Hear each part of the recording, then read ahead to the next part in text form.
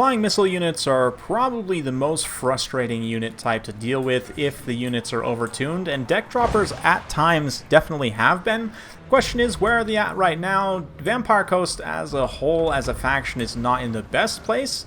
Deck droppers do still offer you a pretty good option though in a number of matchups, especially if your opponent doesn't have good air force to try and contest or limited ranged options, which is the case for the sad Beastmen, at least for now. This is before the Beastmen update, of course.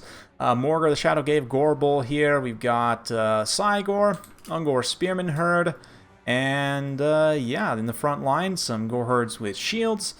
The Raiders, we've got throwing axes. Very good stuff. As for what caster do we have? Lore of Wild somewhere? I'm not actually sure. Is there a caster? I guess we'll see. Yeah, bombers in the front line doing their thing. They're getting some great damage initially. The deck droppers, of course, got some mortars, a Lamprey's Revenge, Rotting Prometheans here, a couple of Sirens and such. Gore Herds are going to get in here. They will definitely outclass zombies, be able to DPS them down pretty quickly. It's all a matter of can the ranged units deal their damage, obviously, right? And at 450 points, the pistol deck droppers can be super cost-effective, relatively short range, but great missile damage. Not really much melee stats to speak of. I mean, I guess 27-23 on attack and defense is not completely nothing, but it is definitely not meant to be used in melee. But let's take an overall look at the battlefield here. Yeah, deck droppers. The handguns, of course, longer range. They do have armor-piercing damage. They're significantly more expensive. And the Taunt and Hornswaggle, when it was available previously on more Lord types, the Hornswaggle at least, you could get effective armor debuffs and speed debuffs to where you really didn't need the pistol variant, as Noctilus takes a ton of damage from the Gorbel here. And it has to flee in terror. Going to be some more zombie summons here. Chaos Spawn summons as well. Or no, yeah, just Chaos Spawn summons. They can potentially come in here, trap up Noctilus, poison him. That's a dangerous situation to be in. You can see deck droppers here just being used to contest the mobility game against those Centaurs with throwing axes. Again, they are a significant threat to the Necrofex, right? And that's kind of the win condition. At this point, not only is it your Lord, Noctilus, but it's also a very expensive and powerful unit. Can do a lot of damage. Its counterpart here, the Cygor, has also been doing a lot of damage so far. Not the Regiment Renown. Does it still have magic attacks on its missiles? No. I mean, not that it matters. If it hits Sirens, it's probably still going to do enough. Oh, what do we got here? A little bit of Pit of Shades from Noctilus. Interesting. Going against some of those Beastmen infantry, trying to DPS them down.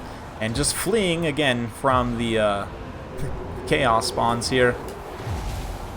Meanwhile, the Centaurs are throwing axes, slowly being whittled down by the deck droppers. Deck droppers not the most DPS in the world, considering there's only, 18 of them, and their damage is similar to other forward-firing only skirmish cav, like Outriders. Like, I think they're literally like flying Outriders, potentially. We'll compare the missile damage after, but really, it's not a lot of damage. It's more so your inability to counteract them with ranged units or flying units. If you don't have any of that, then it's just a bad time.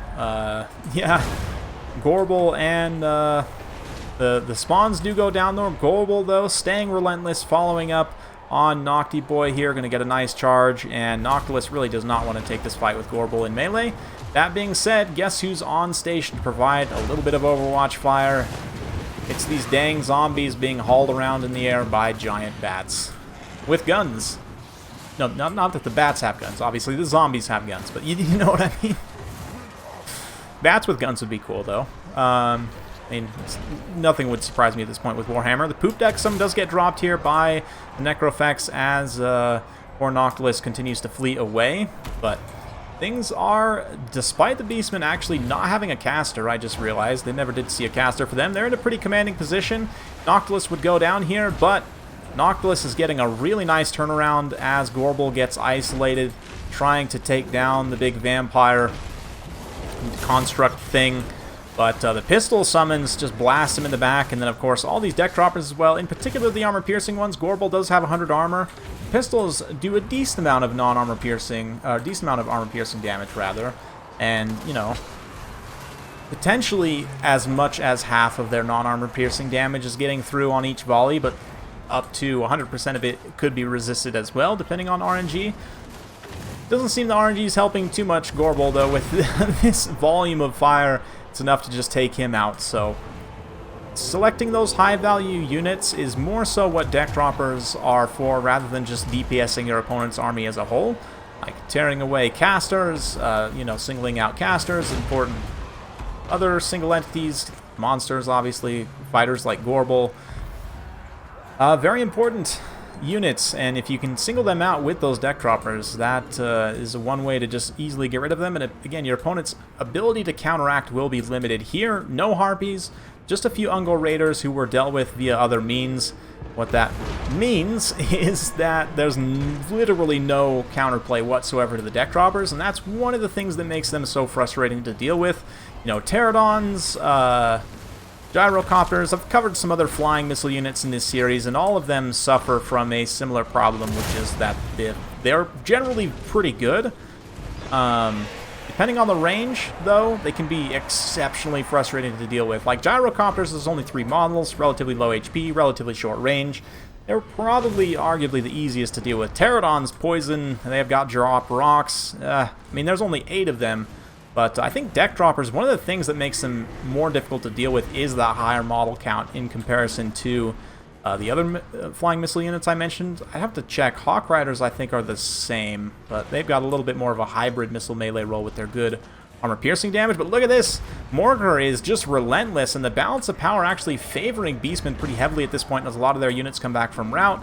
Cygor still completely healthy. Noctilus going down versus Mortar being completely healthy means that that leadership differential is one of the things that's affecting that balance power so heavily. But there's still a little bit of ammunition left on these deck droppers. They're going to use up what they have going after this Cygor. Again, this lower DPS against a higher health single entity like the Cygor, it's not going to do a lot. They are going to use up the last of their ammunition without having dealt, like, more than 25% probably of his HP. Maybe slightly more than 25%, maybe less. But now, though, they can at the very least be used to try and chase some of these routing units. And, of course, they're undead. They cause fear.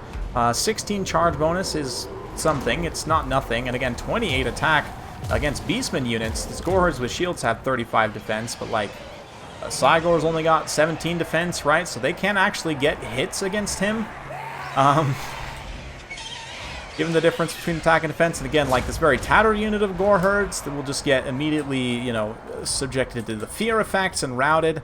The deck droppers can act in that hybrid role in a small capacity. And now, oh yeah. Oh yeah. Headshot on the Cygor knocks him down. I don't know why, just a Necrofex Colossus facing off against the Cygor makes me so happy. Nocti Boy reloading. And the animations for him are so cool. Oh, yeah. Beastman player's going to throw in the towel there. Understandable. And actually did not have a caster. Still almost won. Impressive stuff. Normally I don't show non-caster games, but this one was still competitive enough. And well played to Quintaro for surviving that. I mean, Noctilus up on the Necrofex is good, but he's so vulnerable. That's why you don't really see that much these days. Generally, people have figured out good ways to counter him. Just massive amounts of missiles is one way, and you can see the Ungol Raiders, for the most part, greatly pay for themselves. The Centaurs with throwing axes, though, I mean, one of them, like, doubled its value. The other ones didn't pay for themselves. A lot of that comes down to the deck droppers, which, considering, again, the pistols are only 450 points. They both double their damage value quite easily here. The handguns, same, for paying about 700, so maybe you just take all handguns instead. There's an argument to be made for that. Lamprey's Revenge do a great job, 2,000 damage value. They just tank the whole time without losing any models. They're very critical to the success here as well. Mortars do a decent job. Sirens, mostly just here for terror. They kind of get crumped, despite the lack of magic damage, which... I guess that just comes down to the high weapon damage of Beastmen. They're able to still get consistent hits on those ethereal units, even with the melee attack debuff too, which is pretty impressive, honestly. Like, maybe I have to go back and watch how those Sirens died, but I don't know. Yeah, the deck dropper is definitely just mad value here. Against the Beastmen, against Norska, against Warriors of Chaos, so I guess all the Chaos factions, and I'm assuming that will be true going forward into Game 3, although it does appear like Khorne has some pretty decent flying tools. The Furies of Khorne would pose a threat for sure. Yeah, maybe not so much. Hard to say. Against Kislev, Kislev doesn't have any flying units at all, but they definitely have a lot of strong missiles to try and counteract and just shoot you out of the sky, which is a danger. I mean, you guys are pretty squishy, relatively low HP, only 15 armor. Again, 18 unit models, but that's... It means that they will hopefully have some models, but if they take too much damage, they can crumble relatively easily. For only 40 leadership means that crumbling is an actual factor for them, which it's not for many undead units. But I didn't talk about the bomber variant. It's also here. Does nice AoE explosion damage. Only 7 volleys is very limited, but this actually has a much better damage profile than the infantry bombers now. So there's an argument to be made. Maybe you should bring them in some situations, but generally, yeah, I mean, deck droppers against any faction which doesn't have the best range and doesn't have the best flying tools. So again, basically all 3 of the Chaos factions right now. Skaven can probably outrange you, so it's probably a no there. Lizardmen have their own great flying tools. High Elves, just no. Greenskins, well, the Greenskins don't have many flying tools, and their range is also somewhat limited. Just the cheapness of their skirmish cavalry means that they can basically outtrade you, and do have longer range than the pistols at the very least on just your basic Wolf Rider archers, so the cost trade doesn't really make as much sense against the Greenskins as it would, say, against Norska or Warriors of Chaos, but maybe there's something in that matchup as well. Yeah, Skaven probably, like I said, can shoot you. Tomb Kings, maybe, they can probably shoot you, and Carrion are also a little bit of a danger there. Counts have plenty of flying tools to shut you down, and as do Wood Elves. And again, range. They have kind of both of those things, right? So, generally, I would say best use against the Chaos factions. If you want Armor Sundering, I mean, Harkon, I believe now is the only one with Hornswaggle. Does Arnessa also have it? No, she does not. So, if you want to get some Armor Sundering, bring Luther Harkon, and like Luther, obviously, he is also a flying missile unit up on his Terror Goose, so you can kind of synergize with them relatively well, but this Hornswaggle, minus 30 armor, minus speed as well, so you're more likely to land more of the hits. You can actually stack that, because they're 2 separate effects with this taunt, and at least for a short amount of time get minus 60 armor on a given target, which is enough that these deck droppers, non-armor piercing, really doesn't matter as much. And I guess I did say I would compare the missile damage. Quickly before we end here, you guys will see that they're more or less just like 18 flying Outriders. I mean, slightly more damage than the Outriders, but not that far off. Let's look for the handguns especially.